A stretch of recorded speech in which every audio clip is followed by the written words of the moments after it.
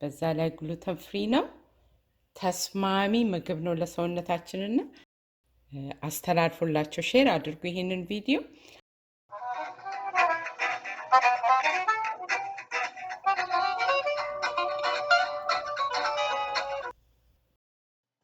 ሰላም ለሁላችሁ። ዛሬ ደግሞ የምሰራው የጤፍና የቡላ ሽልጦ ነው።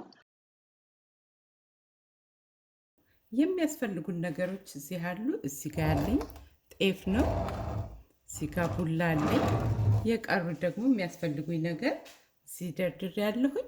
አሁን ወደ ስራው ቀጥታ እንግባ። መጀመሪያ የማደርገው 1 ብርጭቆ ተኩል የሚያክል ሞቅ ያለ ውሃ ነው የምጨምረው።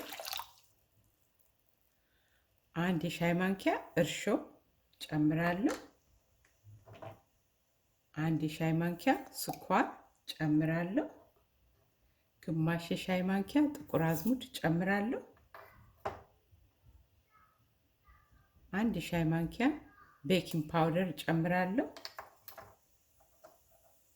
ግማሽ የሻይ ማንኪያ እስከ 1 የሻይ ማንኪያ ጨው ጨምራለሁ። 2 የሾርባ ማንኪያ በርበሬ ጨምራለሁ። እነዚህ ላይ ያለ በጥበጥ አደርገዋለሁ መጀመሪያ። አሁን እንደዚህ በደንብ ከተዋሃደልኝ በኋላ የቡላይን ዱቄት 1 ብርጭቆ በወንፊት ነው የምመታው። በመቀጠል 2 ብርጭቆ ጤፍ መታለሁ። ከዛ ይሄንን በደንብ አድርጌ አዋህደዋለሁ። በእጃችን ወይም በመሽን በደንብ ማዋሃድ እንችላለን።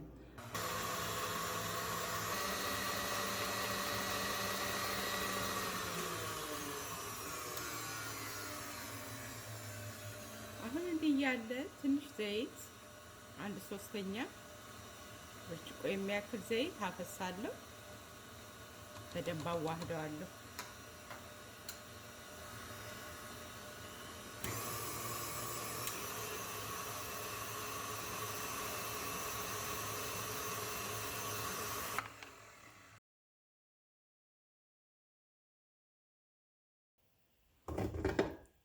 አሁን ይሄን ይመስላል።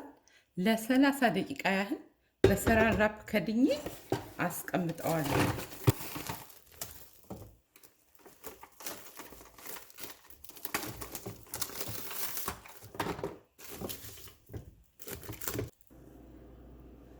ያቦካነው ከግማሽ ሰዓት በላይ ሆኖታል። ምንም አይደል፣ ብዙም ቢቆይ ከፍ እያለ ብሏል። ከፍ ብሏል። እንደምታያችሁት እንዴት እንደሆነ። ይሄ ቡላና ጤፍ በርበሬ ነው። አሁን ወደ መጋገሬ እገባለሁ። መልኩም በጣም ያምራል።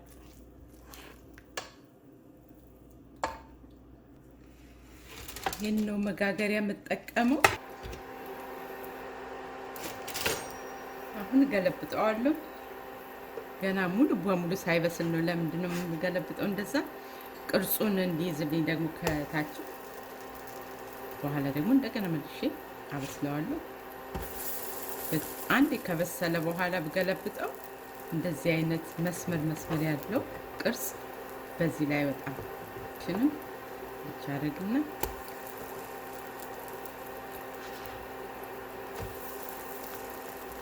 እንዴት ያምራል!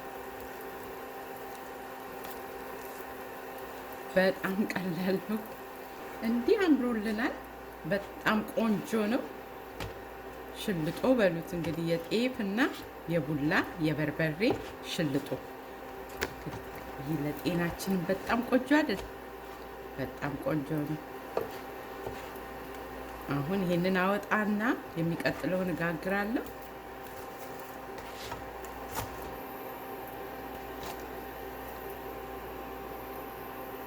ይህን እየጋገርኩ ደግሞ ወደ ምሳሌያዊ አነጋገራችን እንገባለን። ባለፈው ቪዲዮ ጥያቄ ነበረኝ። 50 ሎሚ ለአንድ ሰው ሸክሙ ነው፣ ለ50 ሰው ባዶ ቦታ ነበር። መጀመሪያ የመለሰችው መሲ ገመቹ ናት። በጣም ጎበዝ መስዬ። በጣም ነው ስራሽን የምወደው፣ ቪዲዮሽን የምወደው፣ ዳንቴል የምትሰሪውን የምወደው። ቻናሏን ከታች አድርግላችኋለሁ ሊንኩን፣ ገብታችሁ እዩ፣ ሳብስክራይብ አድርጉላት። አጋጣሚ ሆኖ እሷ ናት የመለሰችው መጀመሪያ ጎበዝ። ሊንኳን ተጭናችሁ ደግሞ ዌብሳይቷን ካያችሁ በኋላ ከማርቲ ኤ ቤተሰብ እንደመጣችሁም ግለጹላት በኮመንቷ ላይ። ሁላችሁም በጣም ጎበዞች። ሌሎች ደግሞ ደስ ያለኝ ነገር እኔ ስጠይቅ ተሳስቼ ነበረ 50 ሎሚ የሚለውን ረሳው። ሁላችሁም ግን በጣም ስርዓት ባለው መንገድ ነው አስተካክላችሁ የመልሱን የሰጣችሁት። ማርቲን አንድ ሰው የተሳደበ የለም እና ላመሰግናችሁ ወዳለሁ። ያሳቀኝ ያለ መልስ ያሳቀኝን አንዱን ልገልጽላችሁ እፈልጋለሁ። የቻናሉ ስም የሚለው ሰው ለመርዳት ሰው መሆን በቂ ነው ነው የሚለው እና ሲመልስ ምን አለ? አንድ ሎሚ ለአንድ ሰው የብብት ማጠቢያው ነው፣ ዴዶራንቱ ነው ብሏል። ይሄ በጣም ያስቃል። እሺ በሚቀጥለው እንግዲህ ስም መጥራት አቆማለሁ ብዬ አስባለሁ። ለምን አንዳንዶቻችሁ ስማችሁ እንዲጠራም ላትፈልጉ ትችላላችሁ፣ ግን ምሳሌያችንን እንቀጥላለን። የዛሬው ጥያቄ ደግሞ እኔ በላው ሳጣ ልጄ ባዶ ቦታ። እናንተ ባዶ ቦታውን ትሞላላችሁ። ኮሜንት ላይ መልሳችሁን አስቀምጡልኝ። ወደ እስራኤል መለስና አሁን ጨርሻለሁኝ። ይኸው እንደዚህ የሚያምር የሚጣፍጥ የቡላ የጤፍ የበርበሬ ሽልጦ ጋግር ያለው። ይሄ በጣም ይጣፍጣል። ያለ ሻይ እንኳን እንዲሁ ቆርሳችሁ ከጀመራችሁ በቃ ትጨርሳላችሁ። ዝም ብላችሁ መብላት ነው የምትፈልጉት። እስከዛ ነው የሚጣፍጠው። እናንተ ሞክራችሁ ደግሞ አሳውቁኝ ኮመንት ላይ። ማወቅ ፈልጋለሁ ልክ እንዴት እንደወጣላችሁ። በቀላል ጊዜ ነው የተሰራው። ለማዘጋጀት የወሰደብኝ ሁሉን ለመቀላቀል 15 ደቂቃ ቢሆን ነው፣ ለማሸቱም ማለት ነው ተጠቃሉ። ከዛ በኋላ ሲቦካ መጋገር ነው። ይሄን ሁላችሁንም ትወዱታላችሁ ብዬ አምናለሁ። ኮመንታችሁን ልስማ። ከአንድ ቀን በላይ በልተን የሚተርፈን ቢኖር በሚቀጥለው ቀን በመጥበሻ ላይ ሞቅ ሞቅ ብናደርገው እንደገና እንደ አዲስ ነው የሚሆነው። ከማሳደር ደግሞ በየቀኑ መጋገር የበለጠ ይመረጣል።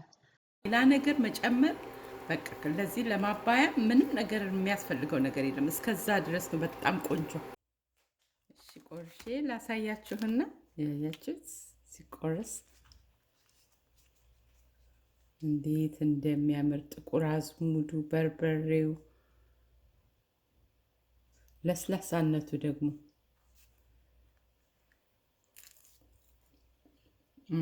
በጣም ነው የሚጣፍጠው። ለስላሳው ቆንጆ ነው። ደረቅ ደግሞ ከፈለጋችሁ እንደዚህ ደረቅ ማድረግም ይቻላል። ደረቅ ያለ እንዲሆንላችሁ ሳትከድኑት አገላብጣችሁ ማብሰል ነው። ለስለስ ያለ ደግሞ እንደዚህ እንዲሆንላችሁ ከፈለጋችሁ ከደን እያደረጋችሁ አብስሉት። እንዳያርባችሁ መጠንቀቅ ያስፈልጋል። ግሉተን ፍሪ ነው ደግሞ። ግሉተን ፍሪ ስለሆነ ዳቦ ለማይበሉ ሰዎች ይሄንን ቪዲዮ ደግሞ አስተላልፉላቸው። በቀላሉ ነው የሚሰራው። የኮመጠጠ ነገር የለውም። ወዲያው ተቦክቶ በግማሽ ሰዓት ውስጥ ነው የተጋገረው።